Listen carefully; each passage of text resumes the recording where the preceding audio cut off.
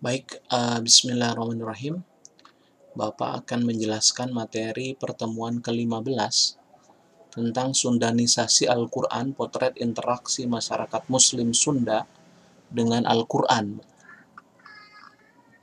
Yang pertama dalam bukunya Rusmana ini, apa yang dimaksud dengan Sundanisasi Al-Quran itu adalah masyarakat Sunda dalam respon masyarakat Sunda dalam memahami dan memfungsikan Al-Quran dalam kehidupan sehari-hari, kira-kira seperti itu.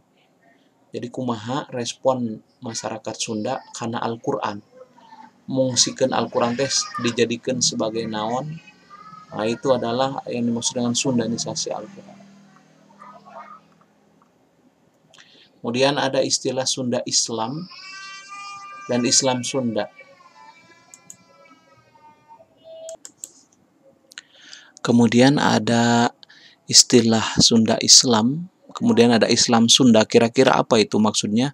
Secara simplistis atau secara simpel dikatakan bahwa kalau Sunda Islam berarti budaya Sunda yang dipengaruhi Islam. Kalau Islam Sunda berarti corak keislaman yang berada di lingkungan masyarakat Sunda. Islam Sunda. Jadi corak keislaman khas masyarakat Sunda begitu. Nah, tadi sudah disebutkan bahwa yang dimaksud dengan Sundanisasi Al-Quran adalah respon orang Sunda dalam memandang, memahami, dan memfungsikan Al-Quran. Kita langsung saja scroll, Bapak sudah.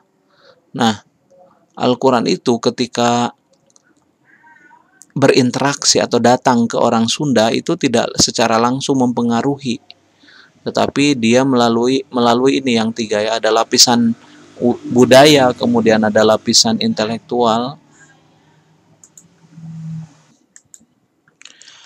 Jadi Al-Quran datang ke orang Sunda itu melalui lapisan budaya, lapisan intelektual, dan melalui perubahan ruang dan waktu. Jadi tidak secara langsung mempengaruhi budaya Sunda, tetapi melalui dulu lapisan budaya dan lapisan intelektual. Misalkan gini, Al-Quran itu tidak turun di kalangan masyarakat, tapi turun di masyarakat Arab. Jadi melalui lapisan Arab dulu gitu, tidak langsung ke Sunda. Kemudian Al-Quran juga menggunakan bahasa Arab, jadi tidak langsung gitulah. Ada lapisan budaya, yaitu penggunaan bahasa Arab. Jadi kalau mau belajar tuh belajar bahasa Arab dulu gitu. Kemudian yang ketiga, Islam di Tatar Sunda itu tidak langsung dari Arab, tapi sudah mulai budaya-budaya lain, India, Cina, Persia, Champa, dan Aceh. Kemudian secara tidak langsung nanti kita akan lihat bahwa Islam di Priangan, misalkan di kita ini, berasal dari Jawa, yaitu dari Cirebon misalkan, melalui lapisan budaya Cirebon. Jadi tidak langsung gitu loh. Maka tidak heran kalau misalkan Islam di Sunda itu Islam yang ritual, tasawuf, dan Islam deterministik, karena dulu sedang ada kehancuran kekuasaan politik Islam ya. Jadi nanti karena kehancuran itu maka pengaruhnya tasawuf gitu ya. Kemudian pemahaman dan penafsiran Al-Quran di kalangan orang Sunda itu ya berasal dari siapa? Dari Kiai Ajengan yang waktu dulu itu banyak belajar dari Jawa begitu. Kalau dulu kan ada istilah kalau mau jadi ajengan mau tidak mau kudu masantren heula di Jawa gitu sebelum mukim itu ya. Karena memang sampai sekarang di Garut, di Tasik itu ada beberapa pesantren yang masih ngalogat itu memakai bahasa Jawa. Ada teman Bapak itu, saya juga ada tuh yang masih pakai bahasa Jawa di Garut. Pimpinan pesantren ya. Nah, kemudian Sundanisasi Al-Quran ya. Penelusuran siapakah orang Sunda pertama yang masuk Islam ini belum terjawab sampai sekarang. Walaupun dalam sejarah dikatakan istilah Haji Purwa atau Subang Larang ya, kemudian ada Cakrabuana atau Kian Santang ya, Cakrabuana atau Kian Santang yang dikatakan adalah anak dari Prabu Siliwangi yang masuk Islam, bahkan pernah ke Arab gitu ya, belajar dalam itu folklornya dikatakan belajar langsung kepada Sayyidina Ali gitu. Kemudian Islamisasi di Nusantara itu secara deras tuh terjadi pada abad ke-13 ya. Nah, ada istilah kalau di Sunda ini ada Prabu Siliwangi ya, raja yang paling terkenal lah, masyhur di kalangan Sunda. Dan dikatakan dalam sejarah bahwa Prabu Siliwangi itu pernah bersentuhan dengan orang-orang Islam begitu di akhir masa kerajaannya gitu ya. Maka apa yang dimaksud dengan Islamisasi Sunda itu adalah sebuah proses yang memerlukan waktu yang sangat panjang ya. Apa yang dimaksud Islamisasi itu ada dua maknanya. Mengislamkan orang yang belum Islam atau mengislamkan orang Islam dalam arti meningkatkan pemahaman tentang Islam, itu Islamisasi. Ngeislamkeun nucan Islam, anu kadua ngeislamkeun nu geus Islam supaya leuwih paham karena Islam, gitulah makna Islamisasi. Kemudian kita berbicara tentang Islam di tanah Pasundan ya. Mau tidak mau sejarah mengatakan bahwa kita ini Islam di Priangan, di Pasundan itu berasal dari Jawa, yakni melalui pengaruh Demak yang melebarkan sayap kekuasaannya di mana? Ke Cirebon, itu pada abad 15, dan Banten juga pada abad 15 juga. Pengaruh Demak ya ke Cirebon dan ke Banten. Jadi kalau Priangan Timur kita ini berasal dari Cirebon, sementara kalau Jawa Barat bagian barat begitu kayak itu adalah dari Banten, kayak Tangerang gitu ya. Nah, cerita ini ada dalam catatan Carita Parahyangan yang ditulis pada abad ke-15 gitu, yang dikatakan di sana kitu kawisesa ku Demak jeung Cirebon. Artinya demikianlah Pasundan dikuasai Demak dan Cirebon gitu. Salah satu bukti pendukungnya sampai sekarang bahasa Jawa terutama dialek Cirebon masih dipakai di beberapa pesantren, terutama di Priangan Timur tadi yang saya katakan, di Garut. Itu bukti bahwa memang dulu Islam itu datang dari Jawa terutama Cirebon. Adapun orang Sunda yang berada di kawasan barat tuh melalui Banten ya. Lanjut. Kemudian ada cerita Syekh Kuro. Syekh Kuro ini adalah pendiri pesantren di Karawang, pesantren yang paling tua lah, ya paling tua. Ini terkenal ya. Jadi kemudian ada cerita Walang Sungsang, ada cerita Kian Santang. Ini adalah cerita-cerita yang menggambarkan persentuhan atau interaksi antara orang Sunda dengan Islam dalam kurung dengan Al-Quran begitu. Kemudian makam Syekh Kuro, yang menarik makam Syekh Kuro ini ternyata jauh dari Laut Jawa katanya ya. Mungkin ada pendangkalan pendangkalan laut. Tadinya pesantren Syekh Kuro ini di tepi laut, tapi kemudian ada pendangkalan menjadi jauh. Kemudian diceritakan dalam cerita juga bahwa dulu ada murid Syekh Kuro yang namanya Nyi Subang Karancang ya. Kemudian diperistri oleh Prabu Siliwangi, Raja Pajajaran setelah menganut agama Islam.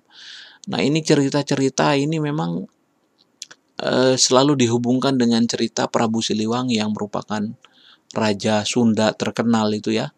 Sampai tadi narasi-narasi yang mengatakan bahwa Prabu Siliwangi pernah bersentuhan Islam itu ya dari cerita-cerita ini. Misalkan Nyi Subang Karancang gitu, murid Syekh Kuro yang diperistri oleh Prabu Siliwangi begitu. Kemudian ada juga cerita tentang Pangeran Walang Sungsang dan Nyimas Rara Santang yang diperistri oleh Raja Mesir ya. Kemudian katanya Nyimas Rara Santang ini ya yang melahirkan Syarif Hidayatullah atau Syekh, kalau tidak salah Sunan Gunung Jati ini ya. Nah, Walang Sungsang dan Rara Santang ini adalah kakak beradik anak dari Prabu Siliwangi. Nah, itu selalu dihubungkan dengan Prabu Siliwangi. Jadi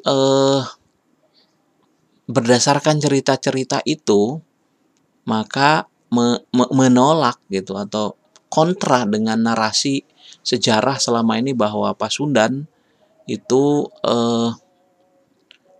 masuk oleh Cirebon, oleh kerajaan Cirebon. Padahal cerita-cerita tadi yang cerita Walang Sungsang, cerita Rara Santang itu adalah yang sebelum Cirebon menjadi kerajaan Islam kemudian menyebarkan Islam. Jadi ada kontra narasi yang dijelaskan di sini bahwa bukan saat Cirebon menjadi kerajaan Islam, sebelum itu pun begitu ya. Waktu zamannya Prabu Siliwangi menjadi pajajaran itu sudah ada Islam. Kemudian ada juga cerita Kian Santang yang anaknya Prabu Siliwangi. Ya ini ya, sebelum Cirebon menjadi kerajaan Islam kan. Yang pernah ke Mekah katanya kemudian ketemu dengan Sayyidina Ali, suluh nyabut tongkat nggak bisa. Kemudian pada akhirnya takluk dan belajar Islam kepada Sayyidina Ali begitu.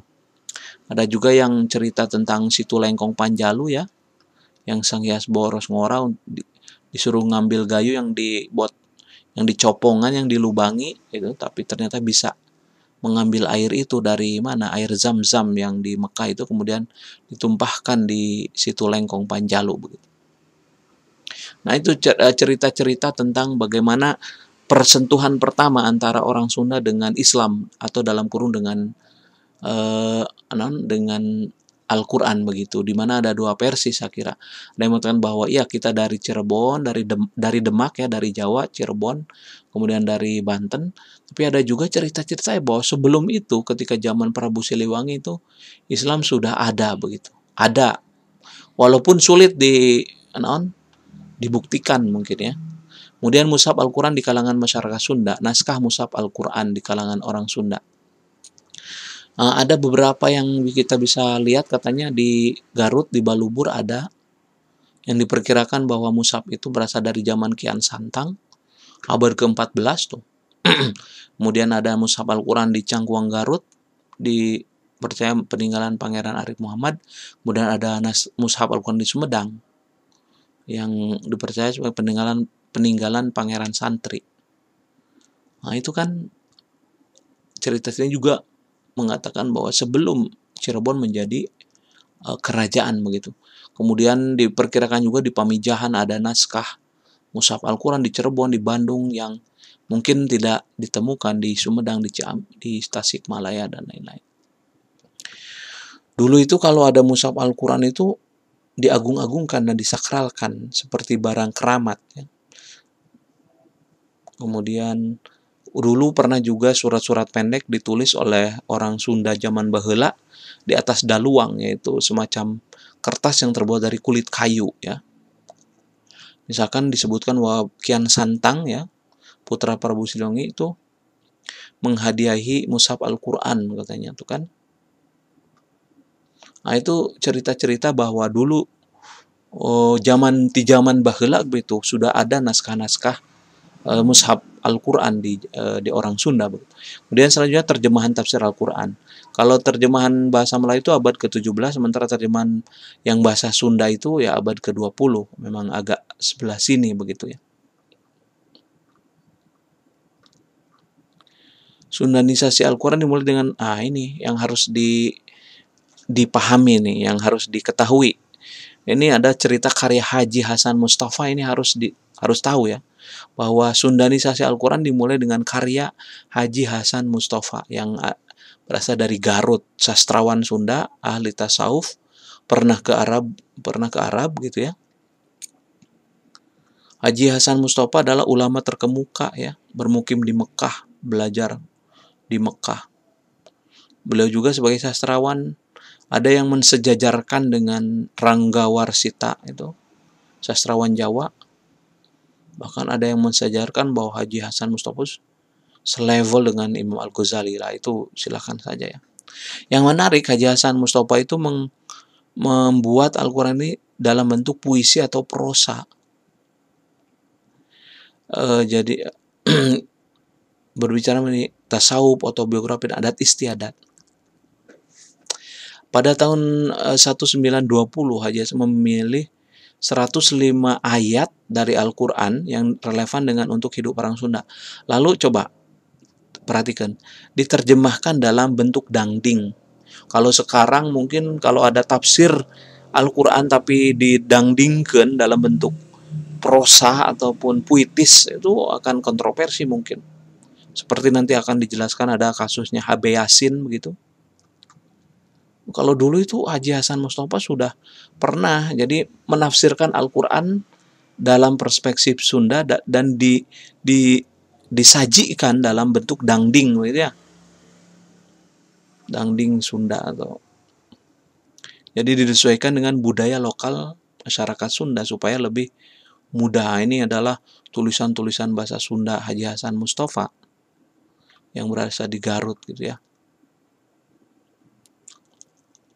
Pada tahun 20-an yang mengikuti saran. Nah, ada juga yang nyundakeun Arab yaitu DK Ardiwinata pada tahun 1926.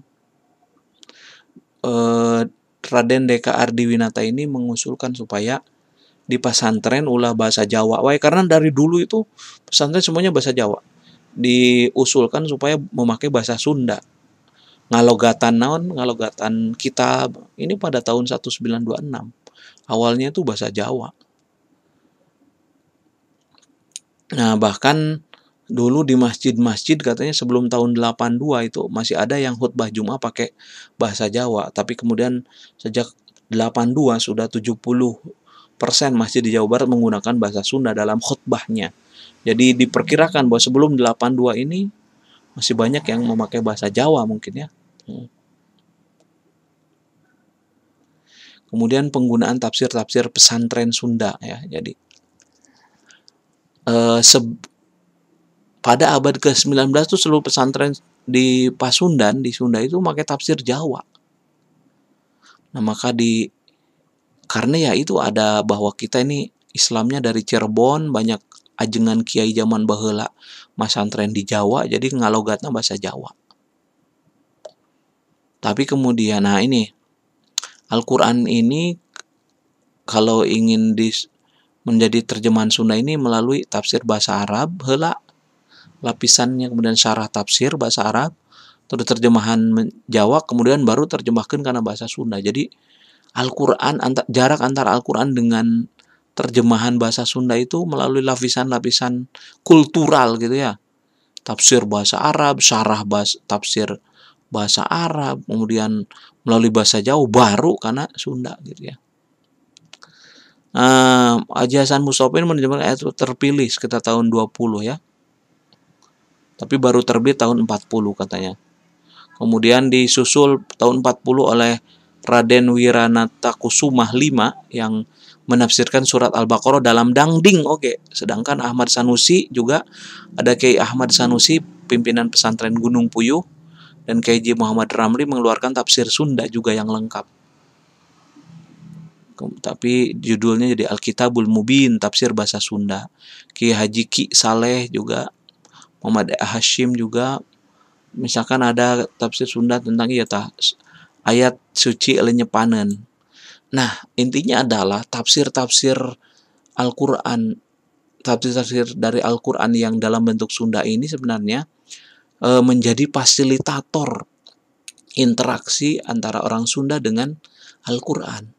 Karena kan dulu ya tidak banyak yang paham bahasa Arab, bahasa Jawa begitu. Maka ketika muncul penafsiran, kemudian ayat suci lenyepanen, tafsir Sunda, terjemahan Al-Quran bahasa Sunda, itulah mulai pengenalan orang Sunda terhadap Al-Quran secara masif. Tafsir Sunda baru yang paling unik di Raden Hidayat Suryalaga, karena di itu nanti menerjemahkan judul dengan judul Sari Tilawah bahasa Sunda. Sari Tilawah bahasa Sunda ya. Ini yang ciptaan Raden Hidayat Suryalaga ini itu dalam bentuk dangding juga. Bahkan khusus dipertunjukkan dengan musik tembang Sunda. Ngeri tuh. Jadi lamun ayeuna mah ieu sudah kontroversi, zaman baheula pernah eta. Jadi dangding penafsiran Al-Qur'an dan di musik tembang Sunda gitu ya. Bahkan ditampilkan cenah tadi TV TVRI pada tahun 2000-an ya. Nah, yang mengherankan ini tidak menimbulkan kontroversi. Sementara ada yang HB Yasin, kasusnya Al-Qur'an bacaan mulis, itu yang ya berupa puisi gitu ya. Itu banyak ditentang oleh MUI, oleh Kemenag saat itu. Tapi yang Saritiola bahasa Sunda mungkin karena adanya berada di lokal Sunda, masyarakat Sunda, dan tidak terekspos. Kalau HB Yasin kan ada di level nasional, jadi banyak resistensi, perlawanan ketidaksetujuan itu ya yang terhadap bahwa Saritiola bahasa Sunda menggunakan gaya tembang Sunda yang berdasarkan kesenian Menak Priangan, khususnya Cianjur dan Bandung. Unsur tembang Sunda adalah pantun Sunda. Wah, ini sudah Jawa mencapat gitu ya. Jadi ini saya kira untuk materi hari ini. Jadi intinya adalah betapa sejarah interaksi orang Sunda dengan Al-Quran ini sangat panjang ya. Dimulai dengan bagaimana Islam masuk ke Pasundan begitu. Ada dua versi. Tadi saya sudah jelaskan bahwa ada yang versi zaman baheula sebelum kerajaan Cirebon dan Banten, juga Islam sudah ada. Versi yang kedua bahwa dan ini juga menjadi kuat argumen ini karena memang buktinya banyak pesantren-pesantren yang masih menggunakan bahasa Jawa dalam melogat tafsir, melogat kitab-kitab kuning, menunjukkan ini adalah sebuah eviden atau sebuah bukti bahwa Islam di Pasundan, di Priangan, di Sunda itu berasal dari Jawa. Kerajaan Cirebon yang pada suatu ketika pernah dikuasai oleh kerajaan Demak. Ya, kerajaan Demak itu, Islam Demak. Jadi dan menyebar ke kita. Ditambah lagi bahwa kalau di Priangan Timur kita kan tidak dekat dengan, secara ini kan kita tidak dekat dengan laut, sementara dulu itu kan penyebaran Islam itu melalui atau transportasi melalui laut, jadi lebih cepat penyebaran agama apapun, yang terutama daerah-daerah yang dekat dengan laut.